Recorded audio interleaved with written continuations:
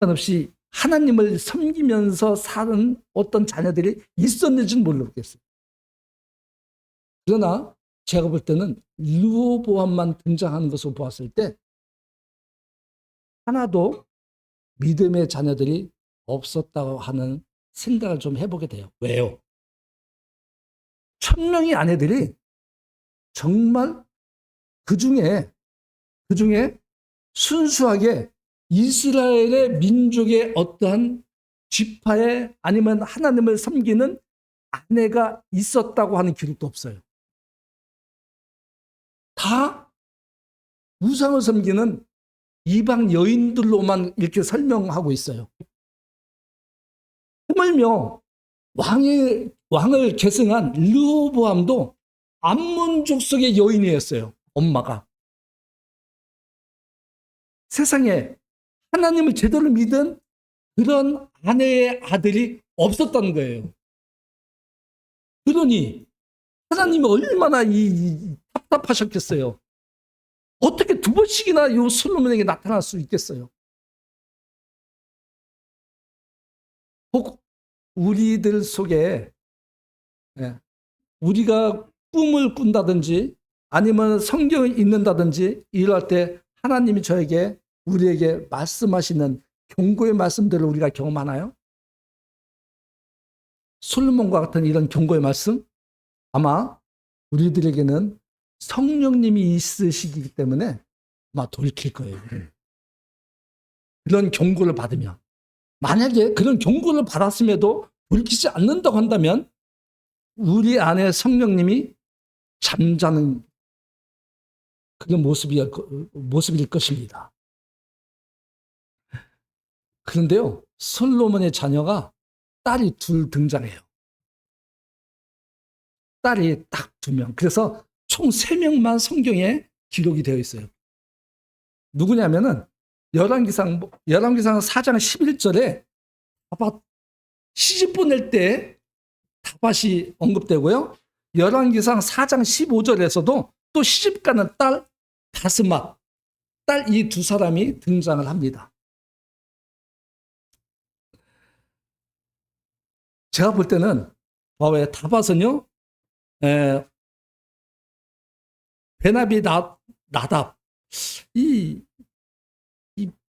베나비 나답이 하나님을 섬기는 사람인지는 잘 모르겠어요. 또 이 바스맛은 납달리에는 아히마아스니 그는 솔로몬의 딸 바스맛을 아내로 삼았으며 이렇게 2딸이 있는데 이 2딸은 정말 믿음의 사람들에게 하나님을 믿는 사람들에게 시집 갔는지는 모르겠어요. 아마도 제가 볼 때는 그럴 것 같아요. 왜요? 성경이 기록했기 때문에. 그래서 르호보암은요, 솔로몬 이후에 왕이 된 그 유다 왕국의 왕이지만 이 성경 전체적으로 볼 때 르호보암은 실패한 왕이다. 이렇게 성경학자들은 그렇게 구분을 하고 있습니다. 이 르호보암은 우리들에게 어떠한 교훈을 주고 있는가 우리는 이것을 좀 생각해 봤으면 좋겠어요. 아까 전에 세겜을 말씀드렸는데 우리 아브라함의 모래 상수리나무 기억나시죠? 그리고 야곱이 그 외삼촌으로부터 돌아오면서 베델로 가야 되는데 중간에 정착을 했던 곳이 세겜이었어요. 세겜에서 큰 사건이 있었죠. 그 딸 디나의 어떤 사건, 이런 좋은 일, 나쁜 일 이런 걸로 인해서 세겜 땅은 우리들에게 많이 이렇게 각인된 지역인 것을 좀 기억을 하게 됩니다. 르호보암이 예루살렘에 있다가 세겜으로 올라갔다고 했죠. 아까도 말씀드렸듯이 북쪽에 있는 그 지파들로부터 신임을 받고자 그 사람들 마음을 자기에게 이렇게 돌리고자 갖게 하고자 올라갔는데 일을 그르쳤잖아요. 사실은 예루살렘이라고 하는 것은 이스라엘 백성들, 하나님께서 이스라엘 백성들에게 정말 중요한 거예요. 이 예루살렘은. 그래서 르호보암이 알아요. 이 예루살렘으로부터 세겜으로 수도를 옮긴 것이 아니에요. 단지 거기 가서 신임을 얻고자 하는 이런 목적으로 간 것이지 예루살렘을 떠나서 글로 갈 목적으로 간 건 아니었다는 거죠. 거기서 어떻게 됐어요? 이제 아버지의 신하들, 원로들의 그런 조언을 따르지 않고 자기 또래들의 신하들의 말을 듣고서 세상에 아주책직도 얼마나 아파요. 근데 전갈책직 혹시 그림으로 보셨나요? 이 채찍으로 아마 전갈채찍이라고 하는 것은 채찍에 쇠붙이를 다른 걸 아마 연상하면 될 것 같아요. 그것으로 다스린다고 하니 백성들이 따르겠습니까? 어느 백성이 채찍도 아주 그 모진 채찍인데 거기다가 전갈채찍으로 또 이 아버지 허리가 내 새끼손가락보다도 가늘다고 하는 이런, 제가 이걸 읽으면서 많이 속상해요. 어떻게 아버지보다도 더 악해지려고 이렇게 그냥 작정을 했는지. 그래서 르호보암은 거기서 쫓겨오게 되죠. 다시 예루살렘으로 쫓겨오게 됩니다. 그런데 우리가 르호보암을 잘 살펴봤으면 좋겠다는 생각을 해봐요. 르호보암은요, 백성들과 소통을 해보려고 하는 그런 자세가 있었어요. 왜요? 왜 소통을 했냐면 신임을 얻고자. 그래서 왕권을, 이스라엘 온 나라의 왕권을 아버지 때는 백성들부터 막 신임을 잃었잖아요. 우상을 섬기고 막 그냥 하나님을 저버리기 때문에 이제는 백성들이 솔로몬 왕을 다 떠난 상태였어요. 그래서 이 백성들을 다시 모아보려고 하는 이런 마음으로 세겜으로 올라갔던 거예요. 우리가 이 부분을 좀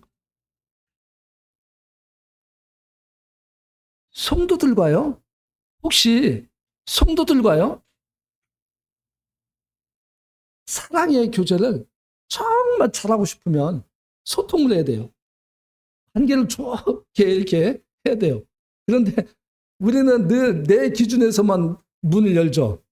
상대방 마음을 헤아려 보려고 교제를 하는 게 아니고 나를 표현하고 내 입장만 표현하고 나를 변명하려고만 하는 이런 교제가 되면 어떻게 돼요?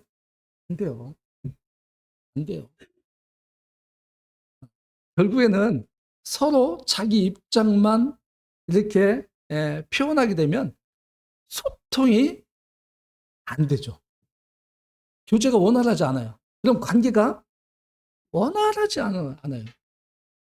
우리가 그 부분을 이 르호보암을 통해서 교훈을 받았으면 좋겠어요. 자기 입장에서만 하니까 안 되는 거죠. 열지파 결국에 돌아섰잖아요. 잘해보려고 갔다가 더 망쳐버리는 일이 결과가 왔죠. 얼마나 의도가 좋았습니까? 소통해보려고, 마음을 살려고, 신임을 받아보려고 얼마나 좋은 이런 생각에서 올라갔습니까? 근데 망쳐버렸잖아요.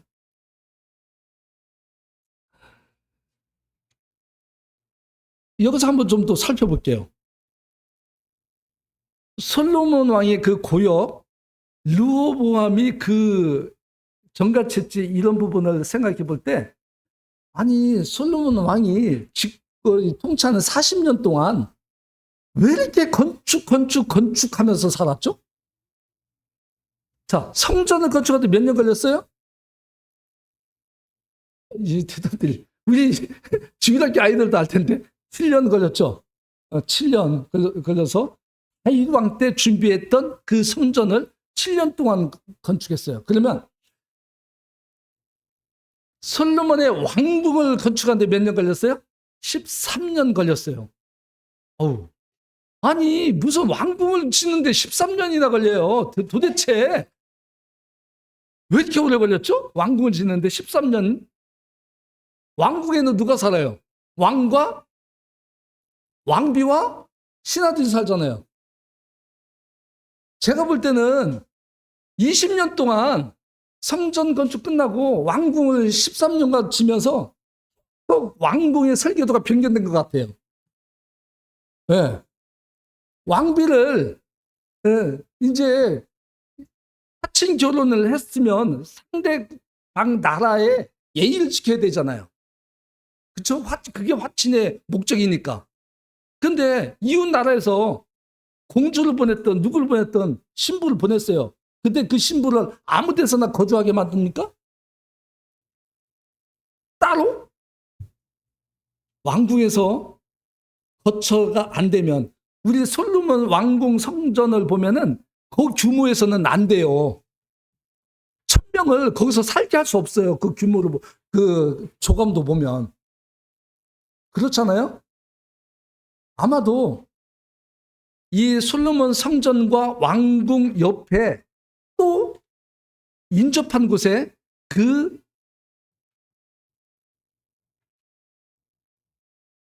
궁녀와 첩들이 살 수 있는 이런 것들이 지어졌어야 될 것 같아요. 1,000명이 살려면.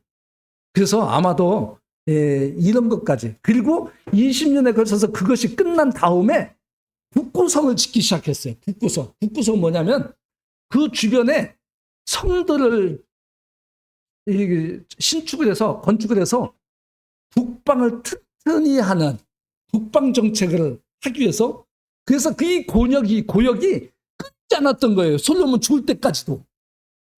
죽은 이후에까지도 그것이 완공이 안 돼서 르호보암 왕에게까지 이어진 거예요.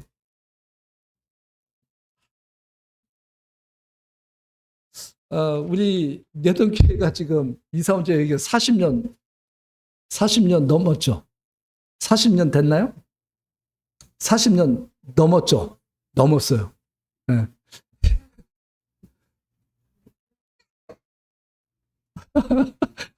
저쪽 도마동 시작할 때가 우리가 아마 70년대 말 같은데, 예?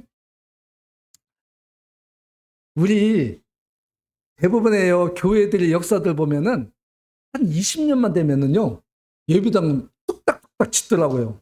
막 신축해서 막 올라가고 막 크게 짓고 그러더라고요. 우리 내동교회는 이제 막 40년 이렇게 됐는데, 돼가는데, 아직 이렇게 기둥 2개 있는 답답한 예배당에서 그래도 우리가 참 주님 잘 섬기고 있잖아요. 우리 이 건축이라는 것은요, 정말 이 솔로몬 때의 이런 건축하고 이렇게 자꾸 연관이 되더라고요. 그래서 저는 그런 생각을 해봤어요. 이 르호보암이 이런 건축을 이어가는 이유, 마무리하고자 하는 이런 것들이 있었어요. 아버지 때에 지어져 오는 이 건축을 마무리하려고 하는 이런 목적을 가지고 있었기 때문에 만약에 아버지 때 그 건축물들이 쓸데없어, 필요 없어. 그럼 그 당시 왕이 되자마자 다 스톱시켰어야 돼요.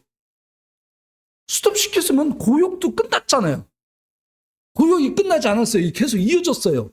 그렇기 때문에 결국에는 이렇게 틀어진 거거든요. 백성들과. 그래서 저는 이제 벌써 시간이 좀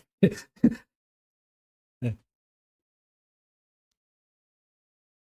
그리고 르호보암은요, 신중한 모습을 가지고 있었어요.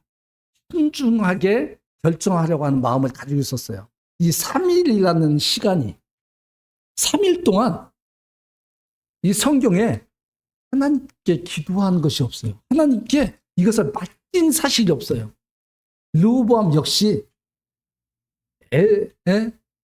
암몬 족속의 여인의 아들이었기 때문에 결국에는 하나님을 제대로 이렇게 의지하는 사람이 아니었기 때문에 그런 거예요. 신중한 생각은 해요. 신중하게 결정하려고 하는 이런 것은 가지고 있었어요. 그런데 이 신중함이 세상적으로 내 생각과 내 설계와 내 마음의 신중함이었다. 이거죠. 하나님의 뜻을 맞춰서 신중함을 가졌어야 되는데 그렇지 않았다는 거예요.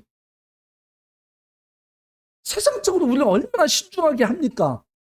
어떤 일이 벌어졌을 때 그것을 하나님께 내려놓고 우리가 기도하고 하나님 뜻을 분별하려고 우리가 노력합니까? 대부분 안 하죠. 일이 벌어지고 그르친 다음에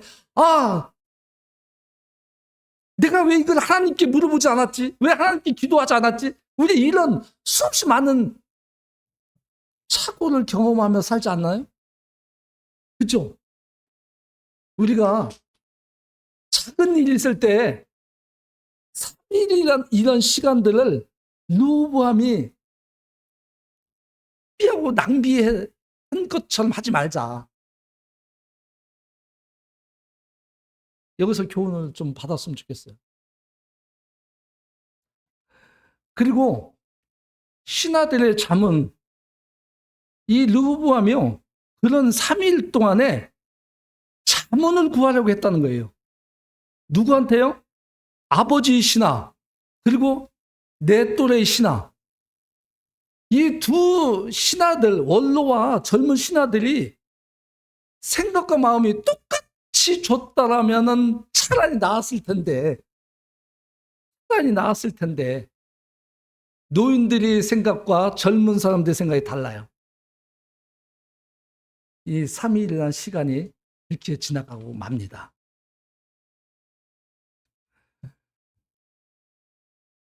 우리는 어떤 일이 벌어졌을 때 내 생각과 내 마음으로 그 부분을 고민하는 경우도 있고, 또 하나님께 내려놓고 기도하는 경우도 있고, 또 믿음의 성도들과 교제하면서 그 부분을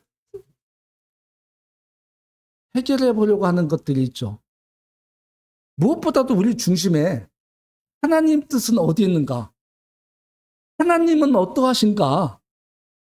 하나님은 성도들 통해서 나에게 조언해 주시는 말씀이 혹 있으실까? 이런 마음들을 좀 품었으면 좋겠어요. 솔로몬 왕 때의 그 신하들 별 볼일 없는 원로들이었어요. 왜요? 이미 왕이 우상을 섬기고 이방 여인들을 아내를 맞이하고 이미 하나님을 떠나서 하나님께서 2번이나 나타나셔서 말씀하셨음에도 불구하고 거절한 이 솔로몬 왕을 따르는 이 신하들 뻔할 뻔짜 아닙니까?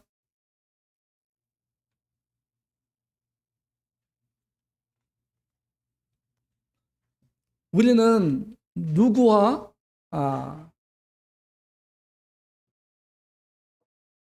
상담을 하고 상의를 하고 결정을 해야 될까? 우리에게 교훈을 주신 말씀드려요.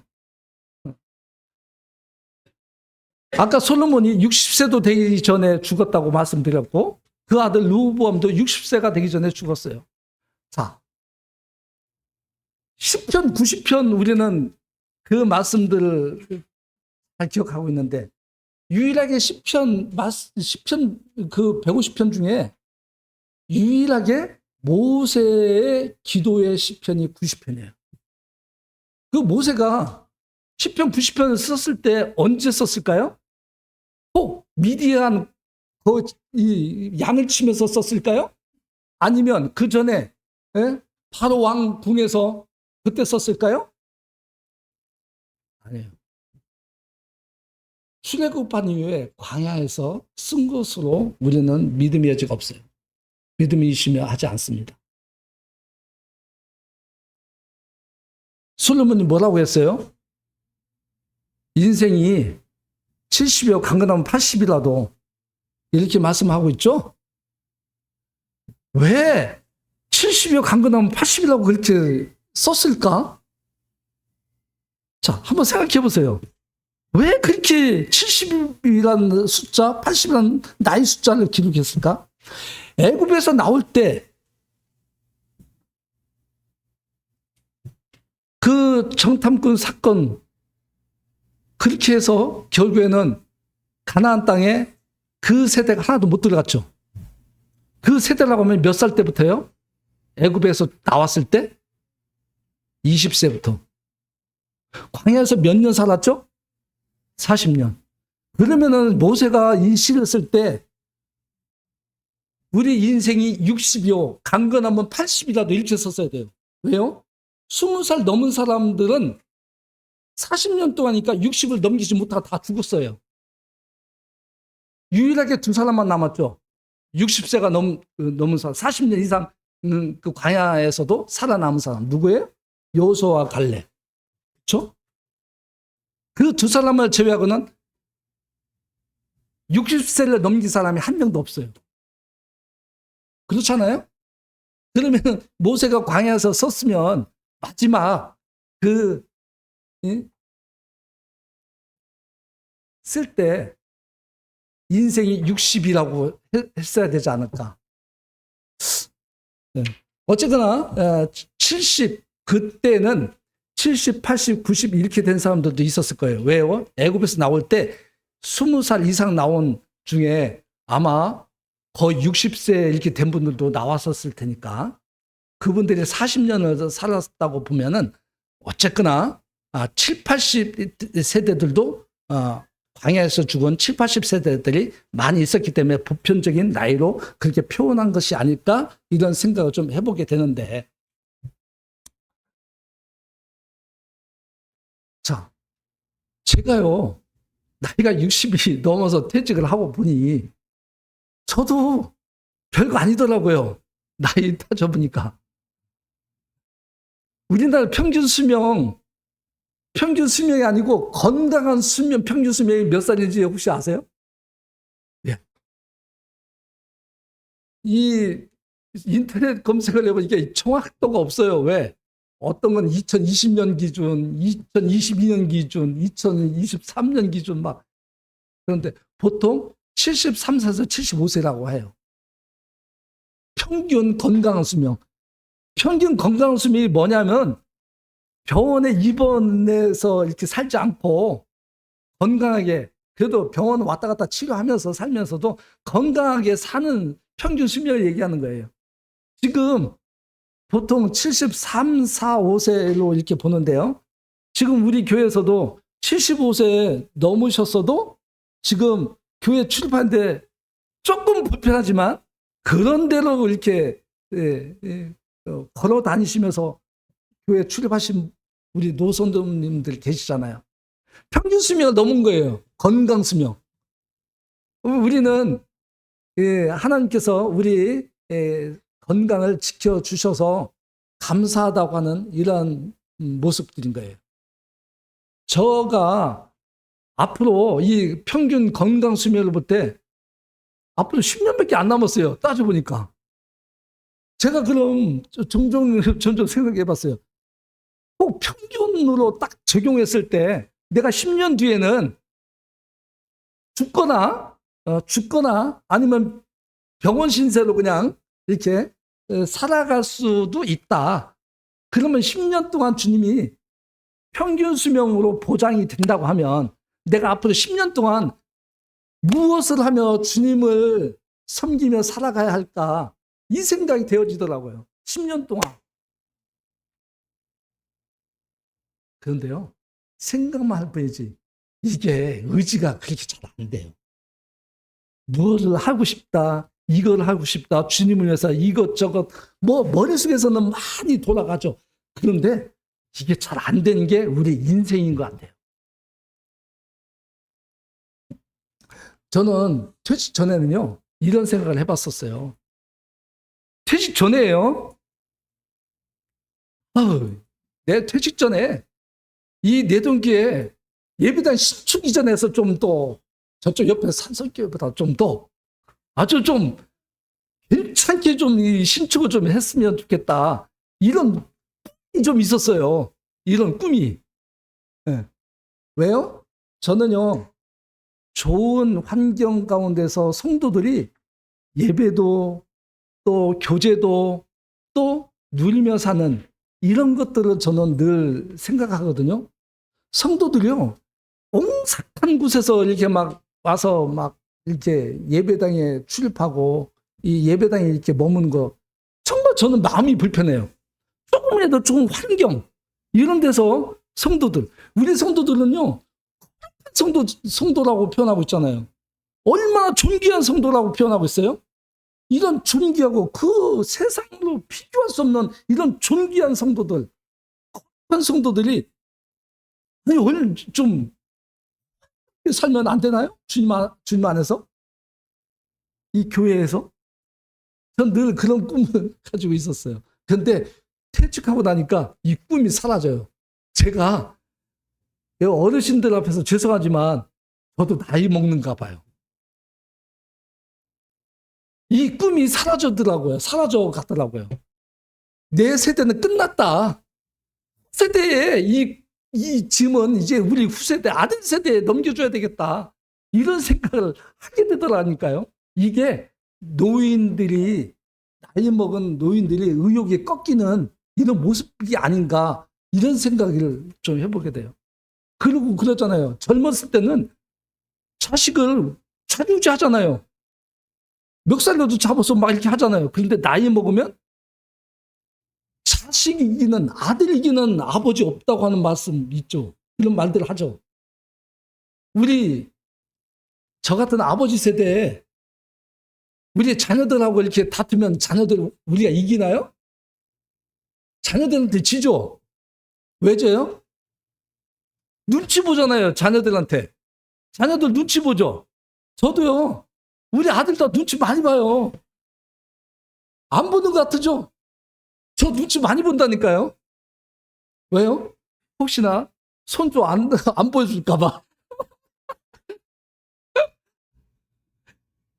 아, 진짜 제가 퇴직하고 나니까 자녀들 눈치가 있어요.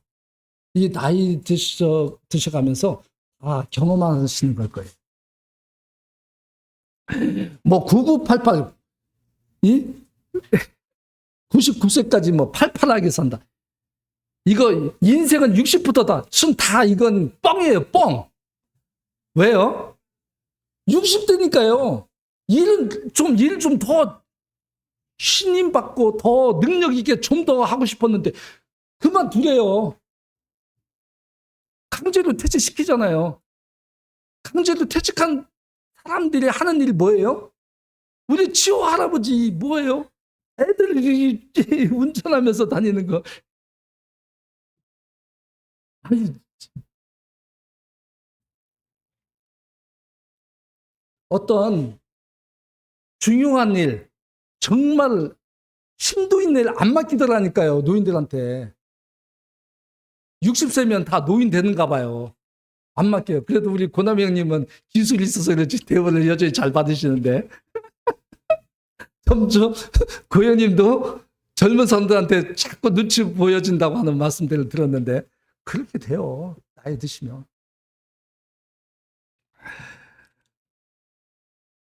우리가 교회 가운데서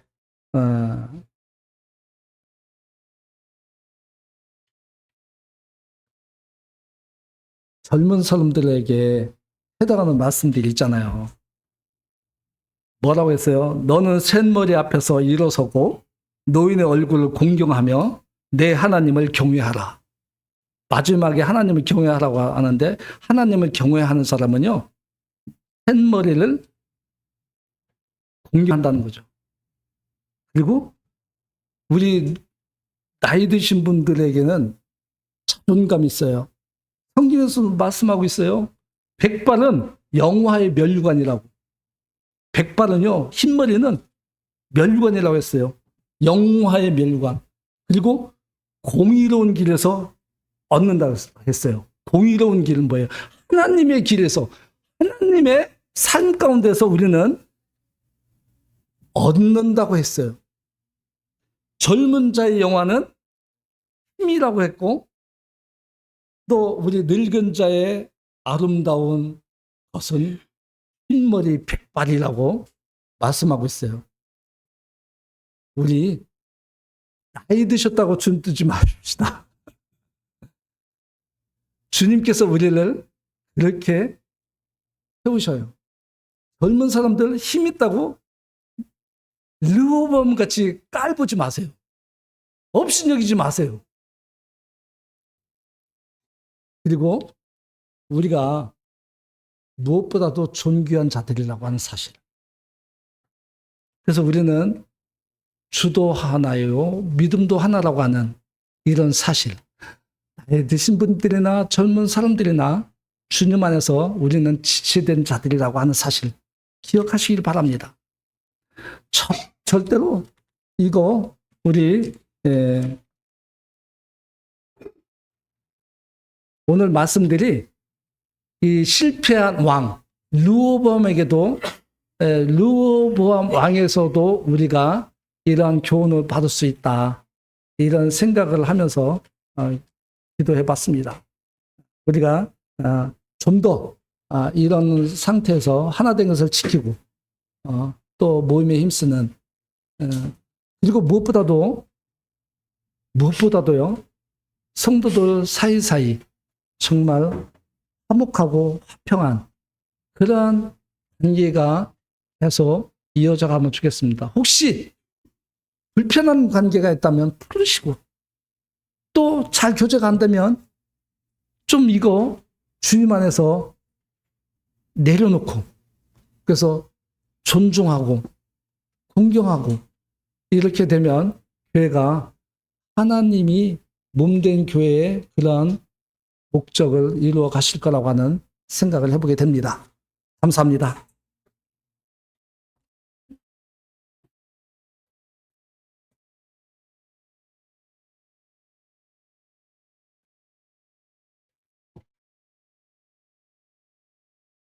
예, 말씀을